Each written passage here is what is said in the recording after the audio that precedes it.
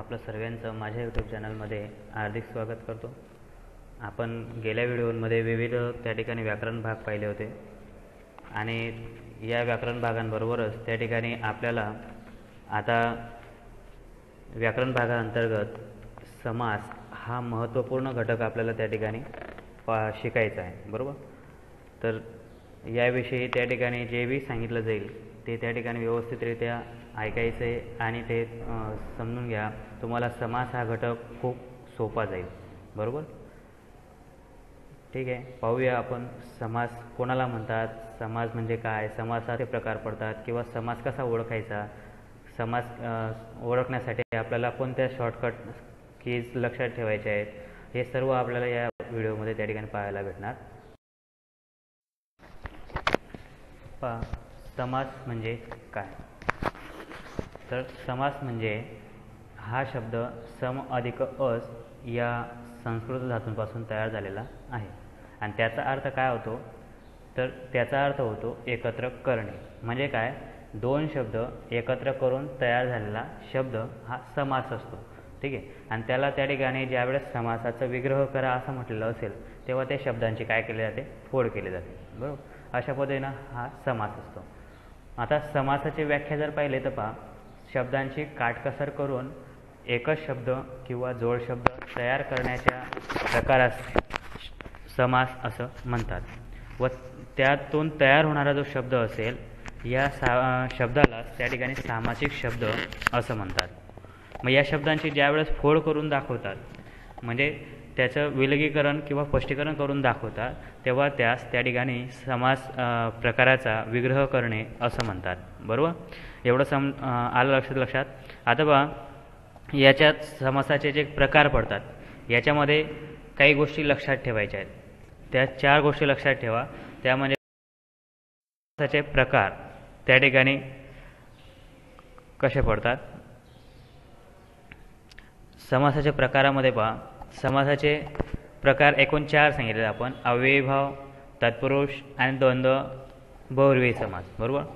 आता तत्पुरुष समासामध्ये एकूण 8 प्रकार पडतात: विभक्ती तत्पुरुष, अलोक तत्पुरुष, उपपद तत्पुरुष, नत्र तत्पुरुष, कर्मधारय समास, द्विगु समास, मध्यम पदलोपी समास, प्रादि तत्पुरुष समास, बरोबर.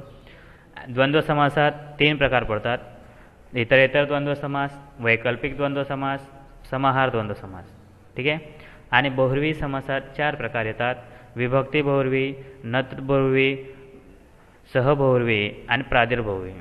विभक्ती बहुव्रीहीमध्ये 2 प्रकार येतात अजून, ते पुढे पाहणारच आपण: समानाधिकरण आणि समानाधिकरण बहुव्रीही समास, तसंच व्याधिकरण बहुव्रीही समास इत्यादी प्रकार त्या ठिकाणी पडतात. ते आपण नंतरच्या ज्यावेळेस बहुव्रीही समास शिकू त्यावेळेस त्या ठिकाणी पाहणार. ठीक आहे. आता या प्रत्येक प्रकाराच्या एक भागाविषयी आपण त्या ठिकाणी पूर्ण डिटेलमध्ये माहिती पाहणार आहोत. पहिला समास आहे अव्ययीभाव समास. या अव्ययीभाव समास म्हणजे काय ते याविषयी पाहूया. तर अव्ययीभाव समास म्हणजे जेव्हा समासातील पहिले पद बहुधा अव्ययी असून ते महत्त्वाचे असते व या सामासिक शब्दाचा वापर क्रियाविशेषणासारखा केला जातो, त्यावेळेस त्या ठिकाणी अव्ययीभाव समास होत असतो. मग या अव्ययीभाव समास ओळखण्याचे जे लक्षण आहे त्याच्यात काय असतं, तर आ, यथा, प्रति हे संस्कृत भाषेतील उपसर्ग व बर, हर, बिन, गैर, बेला, दर, बे यांसारख्या पारशी उपसर्ग जे काही असतात हे शब्द या अव्ययीभाव समासाला जोडून येतात आणि हे जोडून आलं की समजून घ्यायचं तो अव्ययीभाव समास आहे. का, कारण त्याच्यातलं पहिलं पद त्या ठिकाणी काय असतं, प्रमुख असतं. आता सामान्य शब्दांचं जर उदाहरण पहा आणि त्याचा विग्रह कसा होतो तेही पहा. तर समजा सामान्य शब्द दिलेला आहे आजन्म, आ प्लस जन्म असा हा याचा विग्रह आहे, बरोबर. मग त्याचा त्या ठिकाणी विग्रह काय होईल, जन्मापासून, बरोबर.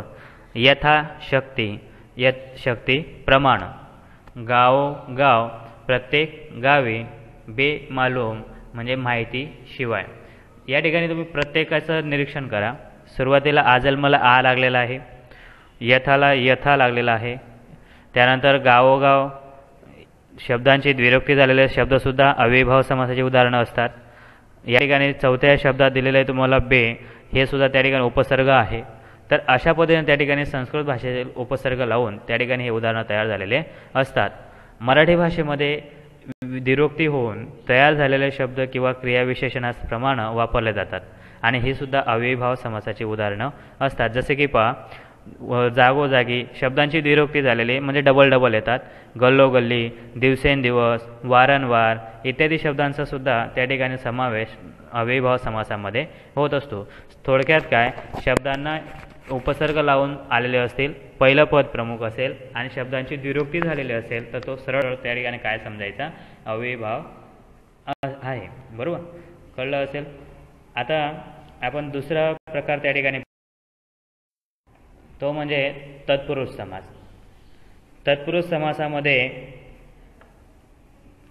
या समासातील दुसरं पद त्या ठिकाणी महत्त्वाचं असतं, हे आपण पाहिलं.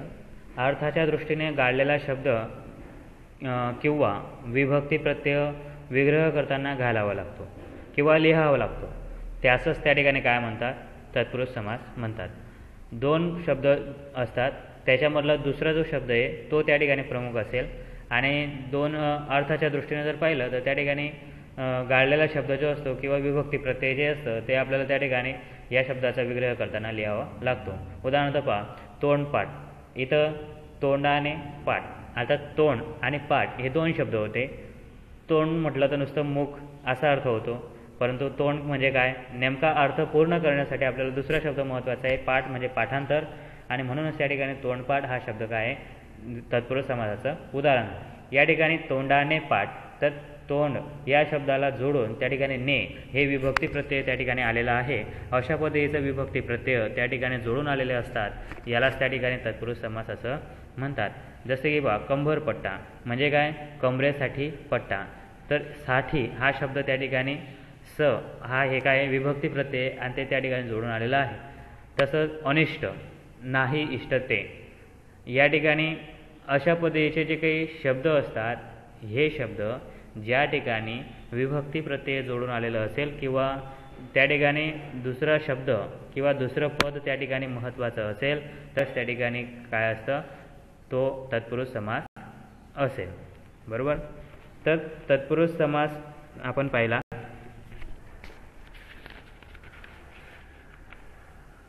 तत्पुरुष समासामध्ये त्या ठिकाणी काही उपप्रकार पडतात आणि ते उपप्रकार आता आपण पाहणार आहोत. तत्पुरुष समासाचं उपप्रकार याच्यामध्ये पहिला प्रकार येतो, तो म्हणजे विभक्ती तत्पुरुष समास. आता विभक्ती तत्पुरुष समास म्हणजे काय, तर ज्या तत्पुरुष समासात कोणत्याही विभक्तीचा प्रत्यय किंवा त्या ठिकाणी अर्थ व्यक्त करणाऱ्या शब्दयोगी अव्ययाचा लोप करून त्या ठिकाणी दोन्ही पदं त्या ठिकाणी जोडली जात असतात, तेव्हा त्यास विभक्ती तत्पुरुष समास असं म्हणतात. मग या समासाचा विग्रह करताना एक पदाचा दुसऱ्या पदाशी जो संबंध आलेला असतो, या संबंध दाखवण्यासाठी त्या ठिकाणी त्या विभक्तीचं प्रत्यय वापरलं जातं आणि म्हणूनच ज्या विभक्तीचं प्रत्यय वापरलं गेलं त्या विभक्तीचं नाव त्या समासाला देण्यात येत असतं. तर याच्यातले काही प्रकार जे काही पडतात, जसं की विभक्ती 8 आहेत आपल्याला, बरोबर. परंतु या ठिकाणी प्रथमा विभक्तीत कोणतेही प्रत्यय लागत नाही, त्यामुळे तो या समासामध्ये अभ्यासला जात नाही. आणि नो हे विभक्ती प्रत्यय त्या ठिकाणी शेवटच्या 8व्या विभक्तीत लागतं, हेही त्या ठिकाणी समासात येत नाही आणि म्हणून या दोन विभक्तींचा आपल्याला या ठिकाणी अभ्यास करायचा नाही. आपल्याला या ठिकाणी फक्त 6 विभक्तींचा अभ्यास करायचा आहे. पहिला आहे द्वितीय विभक्तीमध्ये स ला ते, स ला ना ते असं त्या ठिकाणी विभक्ती प्रत्यय लागतात. हे विभक्ती प्रत्ययांना लक्षात ठेवायचं आहे, त्यावरून आपल्याला त्या ठिकाणी विभक्ती तत्पुरुष समासाचं नाव देता येईल. मग पहिलं जसं की उदाहरण दिलेलं आहे की दुःख प्राप्त म्हणजे काय, दुःखाला प्राप्त. ला हे त्या ठिकाणी विभक्ती प्रत्यय आलेला आहे, यावरून हा समास त्या ठिकाणी काय झाला, द्वितीय विभक्ती तत्पुरुष समास. तत्पुरुष समासाचंच उदाहरण आहे, परंतु त्याला त्या ठिकाणी काय द्वितीय विभक्तीचं प्रत्यय लागलं आणि म्हणून त्या विभक्तीचं नाव त्या समासाला द्यायचं आहे. म्हणजेच काय होईल, द्वितीय तत्पुरुष समास. बरोबर. याच्यामध्ये सरावासाठी जर काही उदाहरणं पाहिलं जसे की पहा कृष्णाश्रित, देशगत इत्यादी त्या ठिकाणी शब्द आपल्याला यामध्ये गणता येतील. दुसरा आहे पहा की तृतीया विभक्ती. तृतीया विभक्तीमध्ये त्या ठिकाणी ने, ये, शी, नि, शी, ई, ही असे प्रत्यय त्या ठिकाणी येत असतात आणि या पद्धतीनं त्या ठिकाणी हा तृतीय विभक्ती प्रत्यय असतात आणि हे प्रत्यय जोडून ज्यावेळेस त्या ठिकाणी तत्पुरुष समासाचं उदाहरण दिलेलं असेल त्यावेळेस तो त्या ठिकाणी काय होईल, तृतीया विभक्ती तत्पुरुष समास. जसे की पहा भक्तिवश म्हणजे काय, भक्तीने वश, भक्तीने वश, ने हा शब्द त्या ठिकाणी आलेला आहे जोडून आणि हे काय आहे, तृतीया विभक्तीचा प्रत्यय आहे आणि म्हणूनच या समासाची किंवा या सामासिक शब्दाचा प्रकार कोणता झाला, तृतीया विभक्ती तत्पुरुष समास. बरोबर. यामध्ये कोणकोणते शब्द येतात, जसे की तोंडपाठ, गुणहीन, ईश्वर निर्मित, बुद्धिजळ इत्यादी शब्द त्या ठिकाणी येत असतात. यांचा विग्रह करताना आपल्याला ने, ए, शी, नि, शी, ई, ही इत्यादी प्रत्यय जोडावे लागतात आणि म्हणूनच याच्यातला त्या ठिकाणी समास प्रकार कोणता आहे, तृतीया विभक्ती तत्पुरुष समास. आता त्यानंतरचा प्रकार आहे आपला तो म्हणजे चतुर्थी विभक्ती. आता स, ला, ते, स, ला, ना, ते इत्यादी विभक्ती प्रत्यय चतुर्थी विभक्तीमध्ये येत असतात. मग आता चतुर्थी विभक्तीचं उदाहरण म्हणजे काय, तर पहा क्रीडांगण, क्रीडेसाठी अंगण. याच्यामध्ये दान देण्याचा गुणधर्म असतो.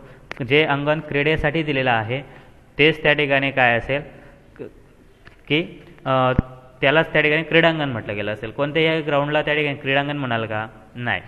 तसं आहे. म्हणून या ठिकाणी चतुर्थी आणि द्वितीय विभक्तीमध्ये जरी प्रत्यय सारखे असले तरी या ठिकाणी चतुर्थी विभक्तीमध्ये दान देण्याचा गुणधर्म असतो आणि त्या ठिकाणी द्वितीय विभक्तीत कर्माचा गुणधर्म असतो किंवा अर्थ असतो. जसे की पहा या ठिकाणी विभक्तीमध्ये आपण पाहिलं क्रीडांगण तर क्रीडेसाठी अंगण, स हा त्या ठिकाणी विभक्ती प्रत्यय आलेला आहे. या ठिकाणी चतुर्थी विभक्तीमध्ये तत्पुरुष समास जर आला असेल तर जास्तीत जास्त साठी वगैरे शब्द त्या ठिकाणी येतात आणि यावरून त्या ठिकाणी आपल्याला समास ओळखता येतो. म्हणून या समासाचा प्रकार झाला चतुर्थी विभक्ती तत्पुरुष समास. आता याच्यामध्ये उदाहरण कोणते येतात तर त्या ठिकाणी पहा गायरान, पोळपाट, पूजाद्रव्य, व्याहीभोजन इत्यादी येतात. जसे की पूजाद्रव्य म्हणजे काय, पूजेसाठीचं द्रव्य. अशा पद्धतीनं विग्रह करायचा आणि त्या पद्धतीनं त्या ठिकाणी समास प्रकार ओळखायचा आहे. नंतर आहे तुमचा त्या ठिकाणी पंचमी विभक्ती तत्पुरुष समास. पंचमी विभक्ती तत्पुरुष समासामध्ये ऊन आणि हून असे शब्द त्या ठिकाणी येतात किंवा असा त्या ठिकाणी अर्थ येतो. जसे की पहा ऋणमुक्त, ऋणमुक्त म्हणजे काय, ऋणातून मुक्त, तून मुक्त हा शब्द ज्यावेळेस उच्चारतो त्यावेळेस ऊन असा त्या ठिकाणी किंवा हून अशा शब्दांचा त्या ठिकाणी उपयोग होतो किंवा प्रत्यय त्या ठिकाणी दडलेलं असतात. तर अशा पद्धतीनं त्या ठिकाणी जे प्रत्यय आलेले असतील तर त्यावेळेला तो विभक्ती तत्पुरुष समास कोणता असेल, पंचमी विभक्ती तत्पुरुष समास. बरोबर. तर त्या ठिकाणी उदाहरणं येतात सेवानिवृत्त, गर्भश्रीमंत, चोर भय, जन्मखोड इत्यादी शब्द येतात. जसे की जन्मखोड आहे तर विग्रह कसा करायचा, जन्मापासूनची खोड किंवा खून. बरोबर. या पद्धतीनं त्या ठिकाणी विग्रह येतात. त्यानंतरचा आहे षष्ठी विभक्ती तत्पुरुष समास. तर षष्ठी विभक्ती तत्पुरुष समासामध्ये चा, ची, चे इत्यादी प्रत्यय त्या ठिकाणी येत असतात. षष्ठी तत्पुरुषमध्ये राजपुत्र हे उदाहरण आपण घेऊया. तर राजपुत्र म्हणजे काय, राजाचा पुत्र. राजाचा, राजा आणि पुत्र यांच्यामध्ये चा हे त्या ठिकाणी शब्द आलेला आहे आणि हे लक्षात ठेवायचे, परत परत तेच सांगतोय की ज्यावेळेस कोणत्याही सामासिक शब्दाचा द्वितीय पद त्या ठिकाणी प्रमुख असेल आणि त्यामध्ये जर विभक्तीचं प्रत्यय वापरलेलं असेल तर त्या विभक्ती प्रत्ययाच्या अर्थावरून त्या तत्पुरुष समासाला नाव दिलं जातं. हे कन्फ्युजन नाही व्हायचं आहे. हे त्या ठिकाणी आपल्याला बहुव्रीही समासामध्ये सुद्धा हे विभक्ती प्रत्यय येणार आहे. बरोबर. आणि म्हणून त्या ठिकाणी पहा राजपुत्र तर राजाचा पुत्र या ठिकाणी दुसरं पद महत्त्वाचं आहे आणि विभक्ती प्रत्यय लागलेलं असतं. तर बहुव्रीही समासामध्ये दोघं पदं महत्त्वाची नसतात पण विभक्ती प्रत्यय लावलेलं असतं. एवढा फरक लक्षात घ्यायचा. बरोबर. तसं याच्यामध्ये कोणकोणते उदाहरणं येतात की देवपूजा, राजवाडा, लक्ष्मीकांत, भूपती, विद्याभ्यास इत्यादी शब्द येतात. त्यानंतर सप्तमी विभक्ती तत्पुरुष समास. त, ई, आ इत्यादी विभक्ती प्रत्यय या ठिकाणी येतात. जसे की पहा घर जावई, घरातील जावई, तील ज्यावेळेस विलांटे येतात त्यावेळेस ईचा उच्चार होतो आणि ई हे विभक्ती प्रत्यय सप्तविभक्तीत येतं आणि म्हणूनच त्या ठिकाणी या तत्पुरुष समासाला आपण म्हणणार आहेत की सप्तमी विभक्ती तत्पुरुष समास. बरोबर. अशा पद्धतीने त्या ठिकाणी हे समासाचे प्रकार पडतात. त्या उदाहरण म्हणून लक्षात ठेवायचे आहेत स्वर्गवास, वनभोजन, घरधंदा, पानकोंबडा इत्यादी जे काय आहेत हे उदाहरणं सर्व त्या ठिकाणी विभक्ती सप्तमी विभक्ती तत्पुरुष समासाची उदाहरणं आहेत. आता त्यानंतर पाहूया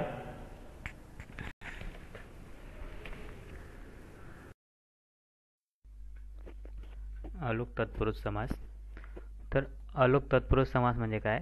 ज्या विभक्ती तत्पुरुषामध्ये पूर्वपदाचा लोप होत नाही त्यास त्या ठिकाणी अलोक तत्पुरुष समास असं म्हणतात. म्हणजे पहिलं पद जसं आहे तसंच राहतं, त्याचा लोप होत नाही.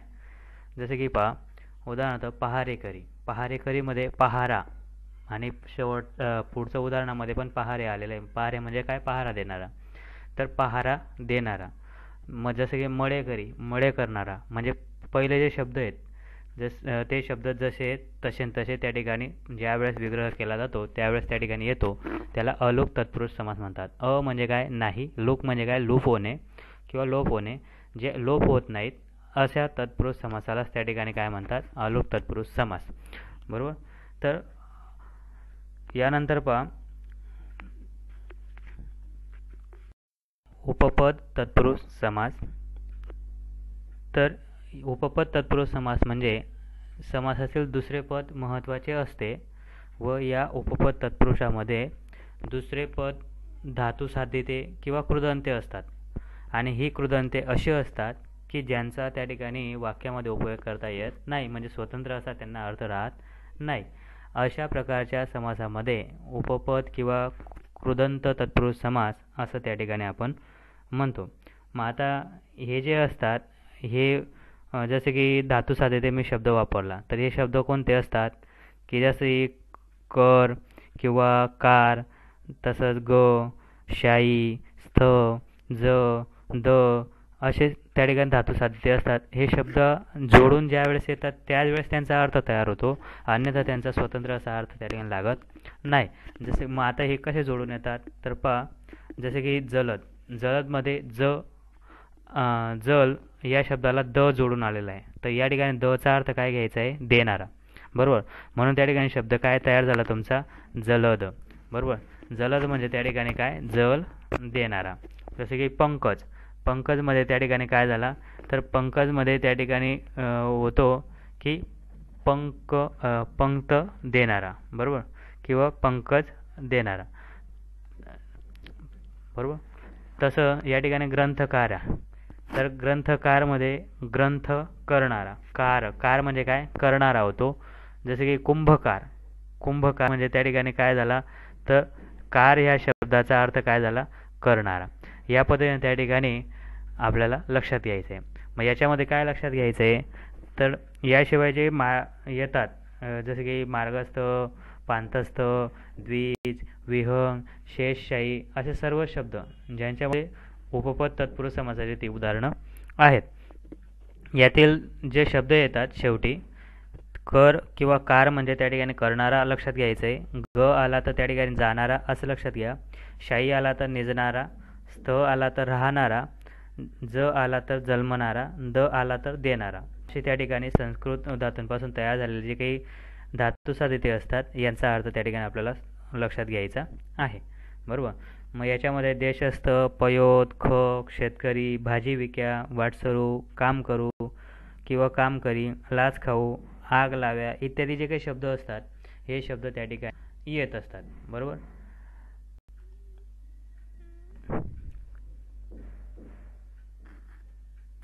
त्यानंतरचं आहे पहा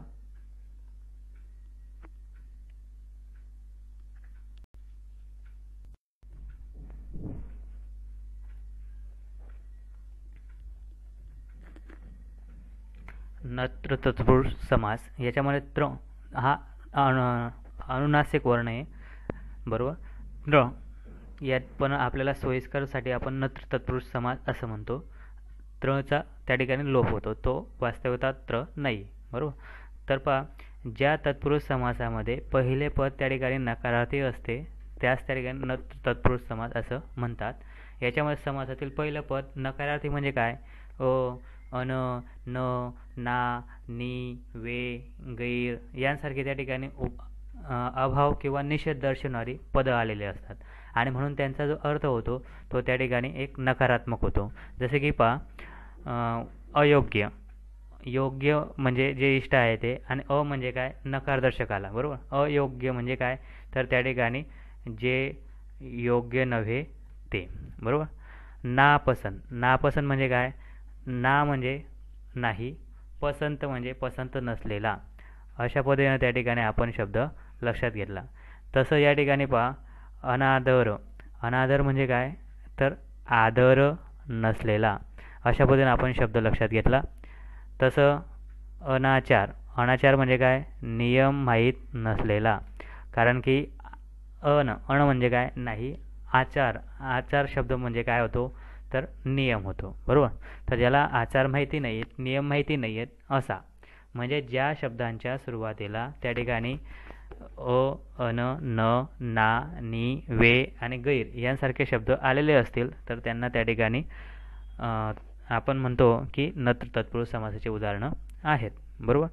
तर अशा शब्दांना आपण लक्षात घ्यायचं आहे, जसे की नपुंसक, नाउमेद, अनाथ, अन्याय, निरोगी, गैरहजर, अहिंसा, नाईलाज, नास्तिक अशा शब्दांचा त्यामध्ये समावेश होतो.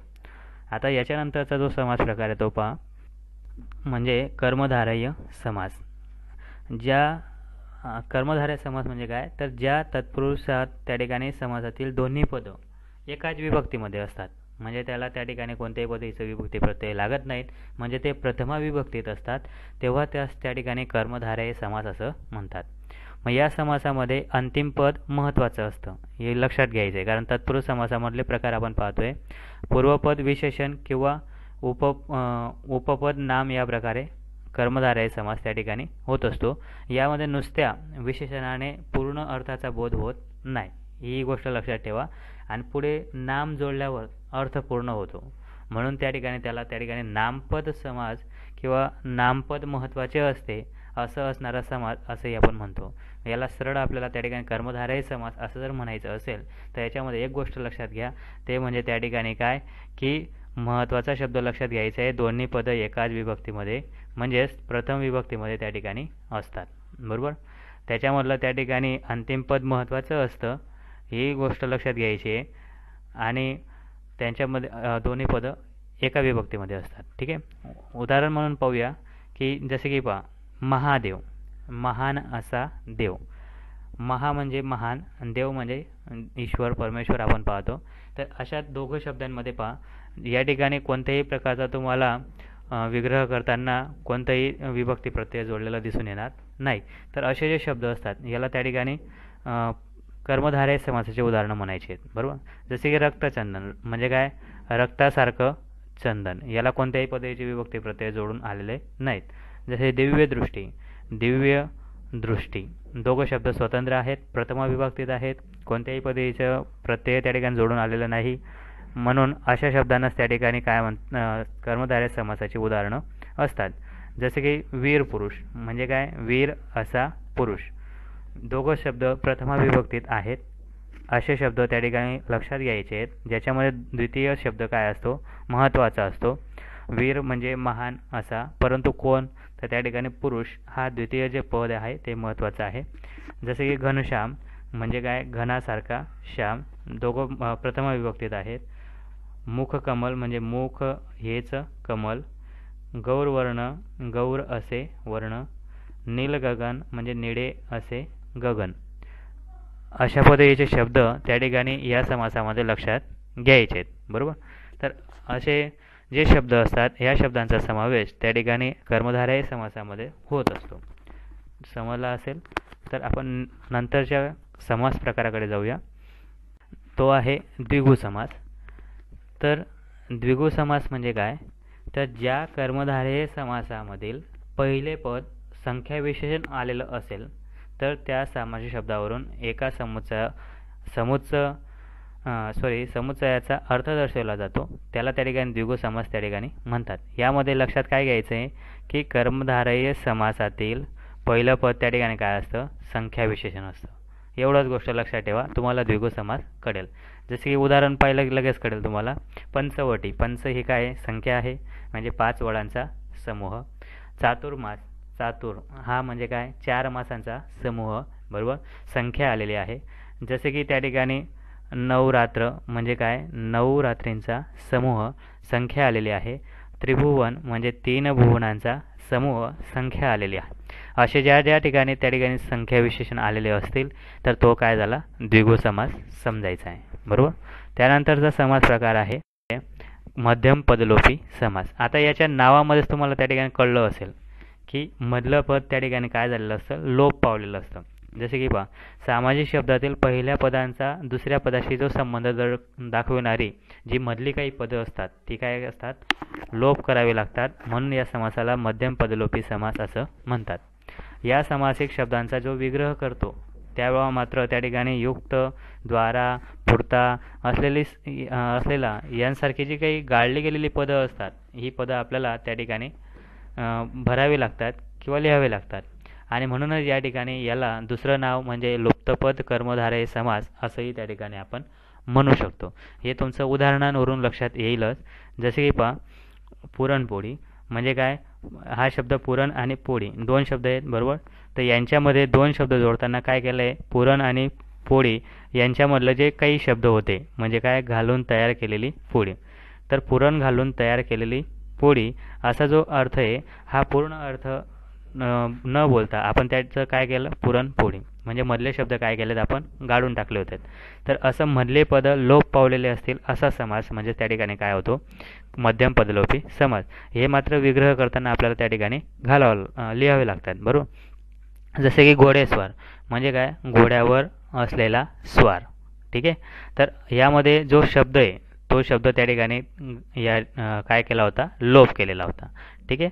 जसे की भोजन भाऊ म्हणजे काय, तर भोजनापुरता भाऊ म्हणजे यामध्ये जो पुरता हा शब्द होता हा शब्द या ठिकाणी घेतलेला नाही, त्याचा काय केला आहे, लोप केलेला आहे. जसे की मावस भाऊ म्हणजे मावशीद्वारा झालेला भाऊ म्हणजेच काय, मावशीचा मुलगा. तर याच्यामध्ये जो अर्थ दिलेला होता हा अर्थाचा शब्द या ठिकाणी काय केलेला आहे, लोप केलेला आहे. तर अशा पद्धतीनं जे शब्द असतात या शब्दांना त्या ठिकाणी काय म्हणतात, मध्यम पदलोपी समास. ज्यांच्यामध्ये मधली पदं त्या ठिकाणी काय केलेले असतात, लोप केलेले असतील तर त्याला मध्यम पदलोपी समास म्हणून ओळखायचे, बरोबर. जसे की बालमित्र, बटाटे भात, डाळ वांगे, मामे भाऊ, कांदे पोहे, नाचसोन इत्यादी जे शब्द येतात हे सर्व शब्द त्या ठिकाणी मध्यम पदलोपी समासची उदाहरणं आहेत, बरोबर. तर यानंतर आहे याच्यामधले तत्पुरुष समासाचा प्रकार आहे तो आहे प्रादि तत्पुरुष समास. प्रादि तत्पुरुष समासमध्ये काय की ज्या समासात नामपद महत्त्वाचे असते, बरोबर. लक्षात घ्यायचे, ज्या ज्या व्याख्या आपण लिहितो त्याच्यामध्ये एक एक शब्द महत्त्वाचे असतात की ज्या समासामध्ये नामपद महत्त्वाचे असते व 2 स्वर आणि व्यंजन यांना मिळून त्या ठिकाणी त्यातून तिसरा स्वर त्या ठिकाणी तयार होतो किंवा व्यंजन त्या ठिकाणी तयार झालेलं असतं तर त्याला त्या ठिकाणी काय म्हणतात, सामासिक शब्दास त्या ठिकाणी प्रादि समास किंवा प्रादि तत्पुरुष समास असं त्या ठिकाणी आपण म्हणतो. उदाहरणार्थ पहा, याच्यामध्ये सज्जन, आता सत अधिक जन असा हा शब्द असतो, बरोबर. सत अधिक जन असा हा शब्द त्या ठिकाणी आपल्याला लक्षात घ्यायचा आहे, 2, बरोबर. तर याचा अर्थ काय होतो, सत म्हणजे चांगला होतो आणि जन म्हणजे लोक.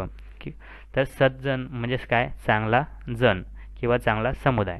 सुगंध, सुगंधमध्ये काय, चांगला गंध, ठीक आहे, किंवा वास. तर सु म्हणजे चांगला आणि गंध वास, सु प्लस गंध अशा पद्धतीने हा शब्द तयार झालेला आहे. जसे सद्गुण, सद अधिक गुण म्हणजे चांगले गुण. तर या पद्धतीनं त्या ठिकाणी जे शब्द असतात या शब्दांना त्या ठिकाणी प्रादि तत्पुरुष समास असं म्हणतात. जसे की दुर्जन, दु अधिक जन, या ठिकाणी जो विसर्ग लावलेला आहे याचं त्या ठिकाणी र मध्ये रूपांतर होतं आणि म्हणून याचा विग्रह असा होतो की दु अधिक जन म्हणजे काय, वाईट जन. या पद्धतीनं लक्षात घ्यायचं आहे. सन्मार्ग म्हणजे सत अधिक मार्ग म्हणजे चांगला मार्ग असा आपण त्या ठिकाणी अर्थ लक्षात घेतो. जसे की सुकन्या म्हणजे चांगली कन्या, अपशब्द म्हणजे वाईट शब्द, अशा पद्धतीनं जे शब्द येतात या शब्दांचा समावेश प्राधी तत्पुरुष समासामध्ये होत असतो. यासारखे अजून अधिक उदाहरणांचा सराव करा व्याख्येला अनुसरून. तुम्हाला त्या ठिकाणी या समास प्रकाराविषयी अधिक समज येईलच. बरोबर. आता आपण पाहिले दोन समास आतापर्यंत, एक म्हणजे अव्ययीभाव आणि दुसरा तत्पुरुष समास. बरोबर. आता तिसरा प्रकार आपण मुख्य प्रकार म्हणजे द्वंद्व समास. द्वंद्व समासमध्ये काय लक्षात घ्यायचं आहे, आपण सुरुवातीला सांगितल्याप्रमाणे की त्या ठिकाणी दोन्ही पदं जे काही असतात ती दोन्ही पदं अर्थीदृष्ट्या त्या ठिकाणी काय असतात, प्रधान असतात, म्हणजे समान दर्जाची असतात. तर त्याच त्या ठिकाणी काय म्हणतात, द्वंद्व समास. आणि व, अथवा, वा, किंवा यासारख्या उभयान्वयी अव्ययांनी त्या ठिकाणी हे दोघं जे शब्द असतात हे दोघं शब्द जोडले गेलेले असतात, परंतु अर्थाच्या दृष्टीनं दोघं शब्द कसे असतात, महत्त्वाचे असतात. ही गोष्ट लक्षात घ्यायची. बरोबर. तर उदाहरण पहा. त्याच्यामध्ये जे उदाहरणं येतात ते उदाहरणं आपण त्यांच्या प्रकारानुसार त्या ठिकाणी पाहणार आहोत. पहिलं आहे द्वंद्व समासातील जो प्रकार आहे त्याच्यात इतरेतर द्वंद्व समास. तर इतरेतर द्वंद्व समास म्हणजे काय, ज्या समासामध्ये विग्रह करताना आणि व हे दोन शब्द त्या ठिकाणी घालावे लागतात किंवा लिहावे लागतात, आणि व. तर या समुच्चयबोधक उभयान्वयी अव्ययांचा उपयोग करावा लागेल, त्यालाच त्या ठिकाणी काय म्हणायचं, इतरेतर द्वंद्व समास. म्हणजे आणि व हे उभयान्वयी अव्यय लिहावे लागतील आणि दोघं पदं महत्त्वाचे असतील तर तो काय झाला तुमचा इतरेतर द्वंद्व समास. जसे की पहा, आई बाप. तर यामध्ये जे आई आणि बाप हे जे दोन शब्द आहेत, बरोबर, तर हे दोघं शब्दांमध्ये जोडायला काय आलेलं आहे आपल्याला, शब्द तिसरा आणि. बरोबर. तर या पद्धतीनं त्या ठिकाणी लक्षात घ्यायचं आहे, भाऊ बहीण, भाऊ आणि बहीण, राम लक्ष्मण म्हणजे राम आणि लक्ष्मण. जसं की त्या ठिकाणी शिवा शिव म्हणजे शिवा आणि शिव, हे सर्व शब्द जोडण्यासाठी आणि वचा उपयोग केलेला आहे. तर अशा पद्धतीनं जे शब्द वापरले जातात याला इतरेतर द्वंद्व समास असं म्हणतात. त्यानंतरचा प्रकार आहे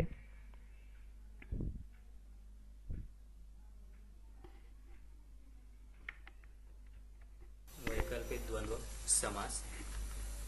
यामध्ये ज्या समासात विग्रह करताना अथवा वा हे दोन विकल्प दर्शवणारे शब्द वापरले जातात किंवा उभयान्वयी अव्ययांचा उपयोग होतो, यालाच त्या ठिकाणी वैकल्पिक द्वंद्व समास असं म्हणतात.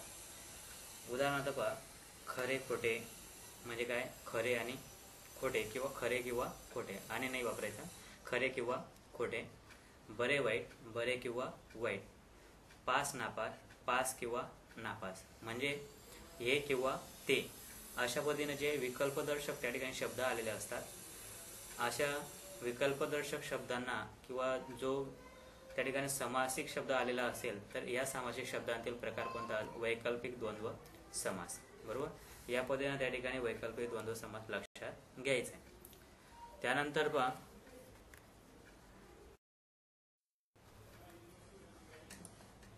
समाहार द्वंद्व समास. समाहार द्वंद्व समास म्हणजे काय, समाहार समायोजित करणारा. जसे की समासातील ज्या पदांचा विग्रह करताना त्यातील पदांच्या अर्थाशिवाय त्याच जातीच्या इतर अनेक पदार्थांचा किंवा नावांचा समावेश होतो, तर याला त्या ठिकाणी समाहार द्वंद्व समास असं म्हणतात. जसे की पहा, चहा पाणी. चहा आणि पाणी दोन शब्द जोडून आलेले आहेत, बरोबर, चहा पाणी. तर याच्यामध्ये चहा पाणी म्हणजे आमच्याकडे चहा पाण्याला याचा अर्थ फक्त चहा आणि पाणी देणार का आपण, नाही, तर त्याच्याशी संबंधित आपण नाश्ता किंवा फराळाचा काहीतरी पदार्थ देणार. म्हणजे काय, त्याच्याशी संबंधित किंवा त्याच कॅटेगरीतील त्याच क्षेत्रातील इतर काही पदार्थांचा किंवा शब्दांचा नामावलींचा समावेश होतो, याला त्या ठिकाणी समाहार द्वंद्व समास म्हणतात.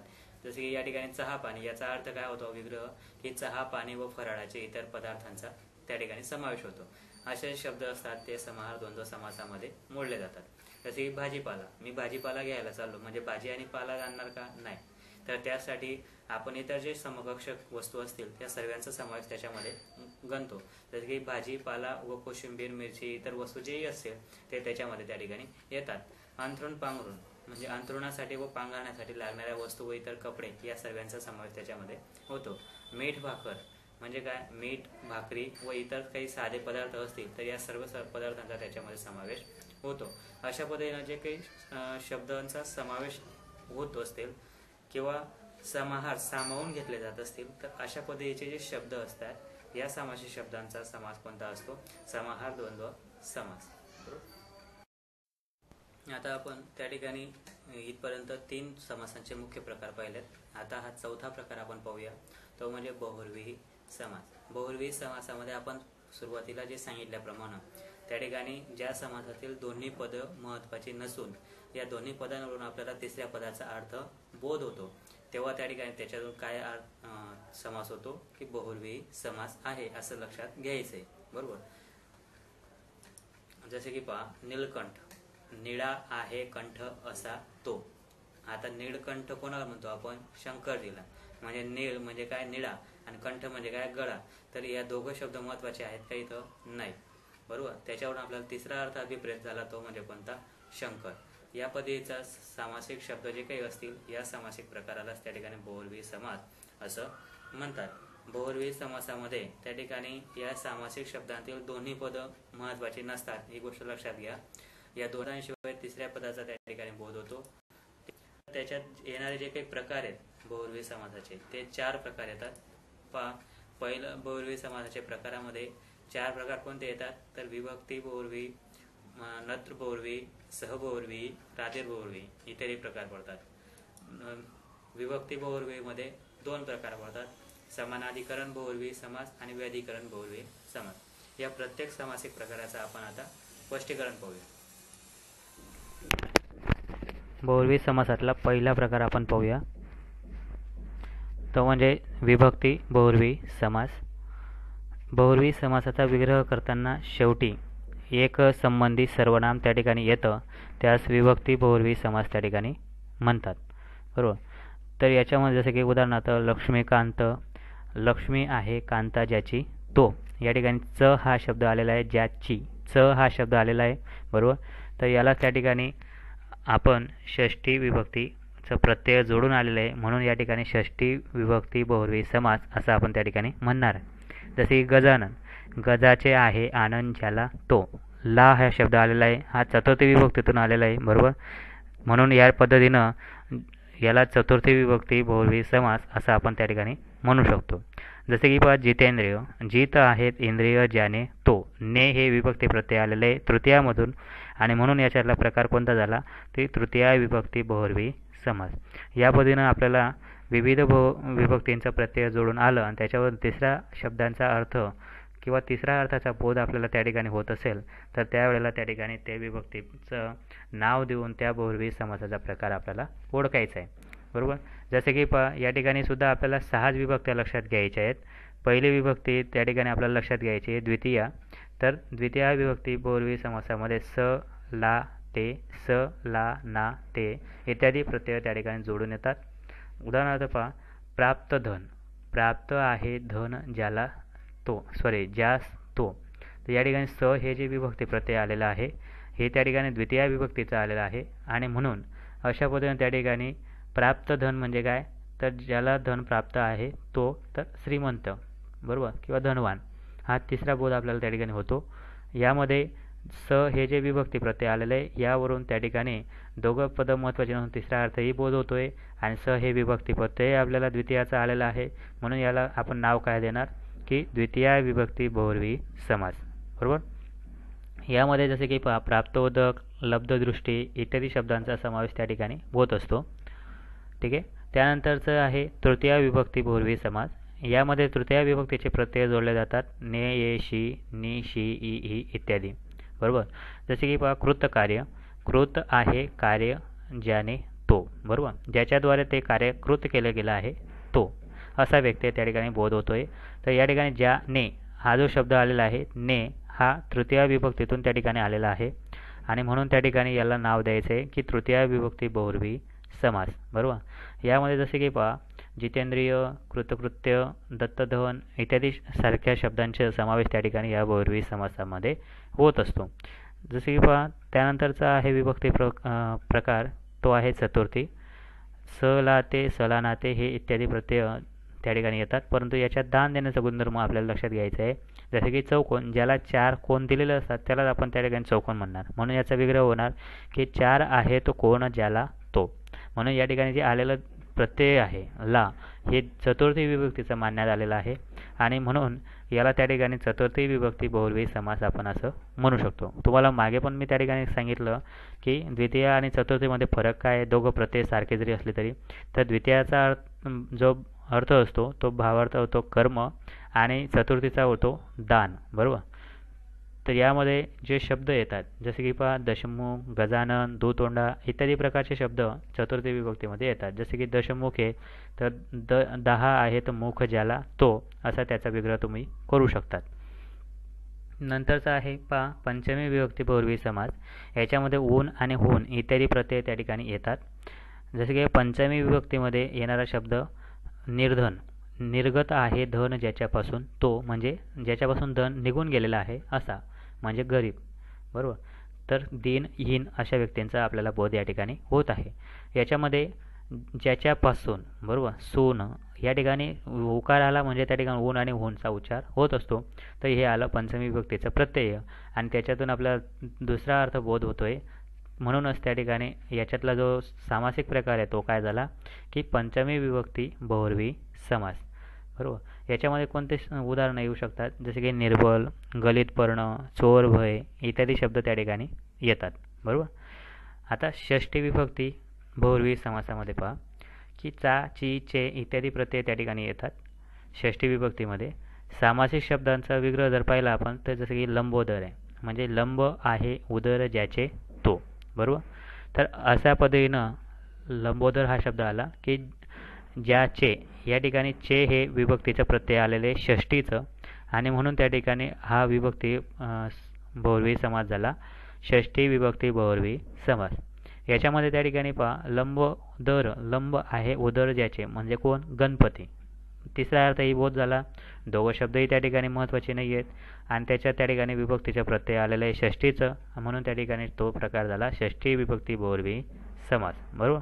यामध्ये मानधन, चक्रपाणी, मूषकवाहन, चंद्रशेखर, गरुडध्वज इत्यादींचे जे सारखे शब्द आहेत हे शब्द त्या ठिकाणी समावेश होतो. त्यानंतरचा आहे त, इ, आ म्हणजे सप्तमी विभक्ती बहुव्रीही समास.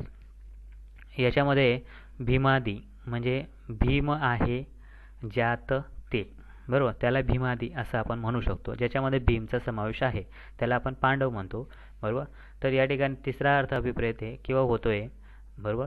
आणि यामध्ये भीम आहे ज्यात त हे विभक्ती प्रत्यय आलेलं आहे, म्हणजेच त्या ठिकाणी सप्तमी विभक्तीचा प्रत्यय आहे आणि म्हणून अशा शब्दांचा विग्रह होताना आपल्याला त्या ठिकाणी कळतं की दोघं पदं महत्त्वाचे नाहीत. तिसरा अर्थ अभिप्रेत होतोय किंवा बोध होतोय आणि त्याच्यामध्ये त्या ठिकाणी विभक्तीचं प्रत्यय जोडलेलं आहे. ज्या विभक्तीचं प्रत्यय जोडलेलं असेल त्या विभक्तीचं नाव त्या बहुव्रीही समासाला देऊन टाकायचं. म्हणून या ठिकाणी भीमादी शब्दाचा समास कोणता झाला की सप्तमी विभक्ती बहुव्रीही समास, बरोबर. कृपादी, पूर्णजल इत्यादींसारखे जे शब्द आहेत हे विभक्ती बहुव्रीही समासामध्ये त्या ठिकाणी येत असतात, बरोबर. यानंतर पाहूया प्रकार पडतो तो पाहूया. मग बहुव्रीही समासामध्ये विभक्ती बहुव्रीहीचे दोन मुख्य प्रकार पडतात. आपण मागच्या याच्यामध्ये पाहिलं तर त्या ठिकाणी पहिला प्रकार आहे समानाधिकरण बहुव्रीही समास. म्हणजे काय तर बहुव्रीही समासाचा विग्रह करताना ज्यातील दोन्ही पदं काय असतात एकाच विभक्तीमध्ये असतात तेव्हा त्याला समानाधिकरण बहुव्रीही समास म्हणतात. ही व्याख्या मागे पण तुम्हाला रिपीट झाल्यासारखी वाटत असेल, परंतु यात लक्षात काय घ्यायचं आहे आपल्याला की दोघं पदं एका विभक्तीत असतात परंतु त्याच्यावरून तिसऱ्या पदाचा अर्थ आपल्याला बोध होत असतो. जसे की पहा भक्तप्रिय, भक्त आहे प्रिय ज्याला तो, कोण, देव, बरोबर. म्हणजे दोघं शब्द महत्त्वाचे नसून तिसरा अर्थ अभिप्रेत होतो आणि याच्यामधले जे दोन शब्द आलेले आहेत भक्त आणि प्रिय, तर हे दोघं शब्द त्या ठिकाणी काय आहेत प्रथमा विभक्तीमध्ये आलेले आहेत, म्हणजे कोणताही विभक्ती प्रत्यय जोडून आलेलं नाही. जितेंद्रिय, जित आहेत इंद्रिय ज्याने तो, म्हणजे मारुती. जित म्हणजे जिंकलेले आहेत, इंद्रिय दोघं शब्द महत्त्वाचे आहेत नसून तिसरा अर्थ त्या ठिकाणी मारुती हा अभिप्रेत आहे, परंतु दोघं शब्द कसे आहेत प्रथमा विभक्तीमध्ये आहेत म्हणजे एकाच विभक्तीमध्ये त्या ठिकाणी आहे, बरोबर. पांडुरंग, पांडुर आहे ज्या रंग ज्याचा तो, बरोबर. विठ्ठल, नीळकंठ, निळा आहे कंठ ज्याचा तो, शंकर इत्यादी जे शब्द असतात ज्यांच्यामध्ये दोघं जे दोघं जे शब्द आलेले असतात ते एकाच विभक्तीमध्ये असून त्याच्यावरून तिसऱ्या अर्थाचा बोध होत असेल तर त्या ठिकाणी त्याला समानाधिकरण बहुव्रीही समास असं म्हणायचं आहे. बरोबर. दुसरा प्रकार दिलेला आहे व्याधिकरण बहुव्रीही समास. तर ज्या बहुव्रीही समासाचा विग्रह करताना त्यातील जे काही दोन्ही पदे असतात जेव्हा भिन्न किंवा वेगवेगळ्या विभक्तीमध्ये असतात, म्हणजे समानाधिकरणच्या बिलकुल विरुद्ध लक्षात घ्यायचं आहे. समानाधिकरणमध्ये काय दोघं एकाच विभक्तीमध्ये असतात आणि व्याधिकरणमध्ये काय दोघं भिन्न भिन्न विभक्तीमध्ये पदं आलेले असतात, परंतु त्याच्यावरून तिसरा अर्थ अभिप्रेत होतो. जसे की पहा पद्मनाभ म्हणजे काय, पद्म आहे नाभित ज्याच्या तो. कोण आहे तर विष्णू. पद्म आणि नाभित याच्यामध्ये पद्म हा प्रथम आहे तर नाभित हे सप्तमीमध्ये येत आहे. तर या पद्धतीने त्या ठिकाणी दोन वेगवेगळ्या विभक्ती आपल्याला मिळत आहेत. जसे की चक्र पाणी, चक्र आहे पाणीत ज्याच्या तो.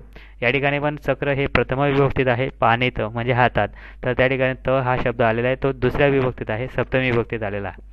तर याच्यावरून त्या ठिकाणी लक्षात घ्यायचे आहे की दोघं शब्दांमध्ये वेगवेगळे विभक्ती प्रत्यय आलेले असतात आणि त्याच्यावरून तिसऱ्या अर्थाचा बोध होत असतो. त्यावेळेला त्या ठिकाणी व्याधिकरण बहुव्रीही समास होत असतो. जसं की भालचंद्र, भाडी आहे चंद्र ज्याचा तो, म्हणजे कोण शंकर. भाड म्हणजे कपाळ, तर भाडी हा शब्द त्या ठिकाणी ही याचा उच्चार होतो आहे. बरोबर. आणि या ठिकाणी चंद्र हा त्या ठिकाणी काय आहे प्रथमा विभक्तीमध्ये आहे, म्हणजे सप्तमी आणि प्रथमा अशा दोन विभक्त्या त्या ठिकाणी आलेल्या आहेत.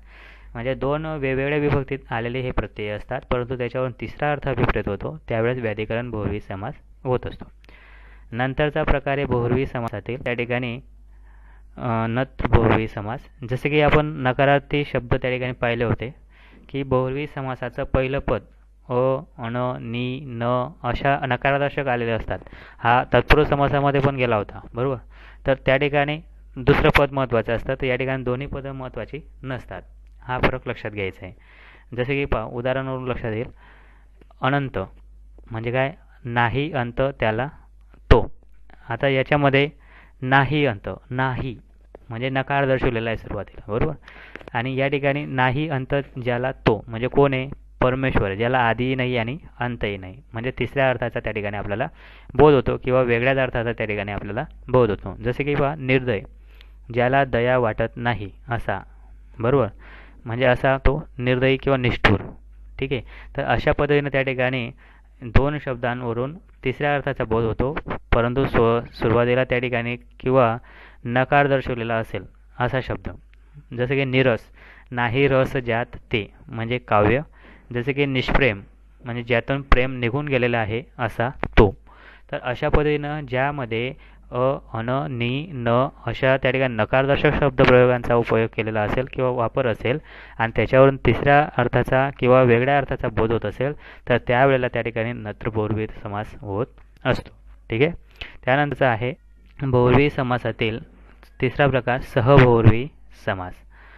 तर ज्या सामासिक शब्दांचे पहिले पद जसे की स आणि सह याच्यावरून त्या ठिकाणी प्रकारावरून लक्षात ठेवायचं आहे की ज्याचं सामासिक शब्दांचे पहिले पद स आणि सह अशा पद्धतीनं त्या ठिकाणी असतं तर त्या अव्ययुक्त शब्दांना त्या ठिकाणी नत्र बहुव्रीही समास सहबहुव्रीही समास म्हणतात. उदाहरणार्थ पहा सादर, या ठिकाणी सहा शब्द आलेला आहे. दुसरा शब्द आहे सहकुटुंब, या ठिकाणी सह शब्द आलेला आहे. सादरमध्ये पहा, सादर म्हणजे काय, आदराने सहित असा तो. बरोबर. म्हणजे याच्यात होकारार्थ असतात की आदराने सहित असा तो म्हणजे नमस्कार. सहकुटुंब, कुटुंबासहित असा तो म्हणजे गृहस्थ. सह किंवा स असे जे शब्द आलेले असतील किंवा प्रत्यय अव्यय जोडलेले असतील तर त्या ठिकाणी अशा अव्ययुक्त शब्दांना त्या ठिकाणी काय म्हणतात, सहबहुव्रीही समास म्हणत असतात. बरोबर. या पद्धतीने त्या ठिकाणी आपण सहबहुव्रीही समास पाहिला. त्यानंतरचं पहा आपण बहुव्रीही चौथा प्रकार पाहूया, प्रादिबहुव्रीही समास. प्रादिबहुव्रीही समासामध्ये काय आहे तर बहुव्रीही समासाचं पहिलं पद जर, प्र, परा, अप, दूर, सु, वि अशा विविध उपसर्गांनी युक्त असतात आणि त्याच्यावरून त्या ठिकाणी आपल्याला तिसऱ्या अर्थाचा बोध त्या ठिकाणी होत असतो. याला प्रादिबहुव्रीही समास म्हणायचं आहे. या समासामध्ये शब्द कोणाचे तरी त्या ठिकाणी विशेषण असतात. बरोबर, ही गोष्ट लक्षात घ्या. या समासात शब्द जे काही असतात कोणाचे तरी त्या ठिकाणी विशेषण म्हणून आलेले असतात, असे शब्द यामध्ये मोडले जातात. जसे की उदाहरण म्हणून लक्षात येईल की सच्छील. सच्छील म्हणजे काय? ज्याचं शील म्हणजे चारित्र्य चांगलं आहे असा तो. बरोबर. सुनयना म्हणजे जिचे नयन सुंदर आहेत अशी ती. ठीक आहे. या ठिकाणी जे शब्द आलेले आहेत यांचे उपसर्ग आपण पाहायचे आहेत की प्र, परा, दूर, सु, वि इत्यादी शब्द येतात. जसे की सच्छील, सुनयना, सुलोचना, निर्धन असे शब्द त्या ठिकाणी येतात. तर हे जे शब्द आहेत या शब्दांचा समावेश प्रातिपूर्वी समासामध्ये होत असतो. जसे सुलोचना म्हणजे सुंदर डोळे असलेली, निर्धन म्हणजे धना शिवायचा, असे त्यांचे विग्रह त्या ठिकाणी आपल्याला करता येतात किंवा करायचे आहेत. या ठिकाणी आपण बहुव्रीही समासाचा चौथा प्रकारही त्या ठिकाणी पाहिला. विविध उदाहरणं त्या ठिकाणी तुम्हाला सराव करायचा आहे. मग आपल्याला या ठिकाणी हे जे समास पाहिलेत या समासामध्ये आपल्याला त्या ठिकाणी सर्व समासामध्ये थोडक्यात पण काय लक्षात ठेवायचं आहे ज्याच्यावरून आपल्याला समास त्या ठिकाणी तात्काळ ओळखता येईल.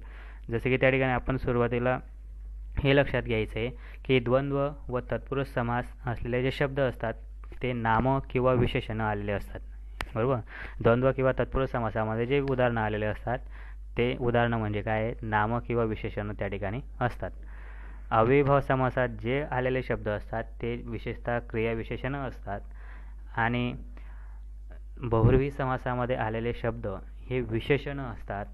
तर चौथा मुद्दा लक्षात घ्यायचा आहे की त्या ठिकाणी जे शब्द आपल्याला सामासिक शब्द परीक्षेमध्ये विचारले जातील तुम्हाला, एक तर विग्रह विचारला जातो, एक तर सामासिक प्रकार विचारला जातो. बरोबर. तेवढं त्या ठिकाणी तुम्हाला स्पष्ट लिहायचं असतं. हे 4 गोष्टी लक्षात ठेवा. आणि थोडक्यात तुम्हाला त्या ठिकाणी पुन्हा आठवण करून देतो चारही समासाला लक्षात ठेवण्यासाठी की अव्ययीभाव समास असेल तर प्रथम पद प्रमुख असते, त्यानंतर तत्पुरुष समास असेल तर द्वितीय पद प्रमुख असते, द्वंद्व समास असेल तर दोघं पदं महत्त्वाची असतात आणि शेवटचं लक्षात घ्यायचं आहे की बहुव्रीही समास जर असेल तर त्या ठिकाणी दोघं पदं महत्त्वाचे नसून त्यातून तिसरा अर्थ त्या ठिकाणी अभिप्रेत असतो. अशा पद्धतीने हे चारही समास आपण त्या ठिकाणी पाहिले. तर या पद्धतीने त्या ठिकाणी आपण समासाचे विविध प्रकार पाहिलेत. हा व्हिडिओ तुम्हाला त्या ठिकाणी आवडला असेल. आपण पुन्हा त्या ठिकाणी नवीन टॉपिकसहित नवीन व्हिडिओमध्ये त्या ठिकाणी भेटणारच आहोत. बरोबर. तोपर्यंत जास्तीत जास्त विद्यार्थ्यांना त्या ठिकाणी हा व्हिडिओ शेअर्स करा, लाईक करा आणि सबस्क्राईब करायला विसरू नका, जेणेकरून नवीन व्हिडिओ तुम्हाला तात्काळच त्या ठिकाणी मिळून जातील. धन्यवाद.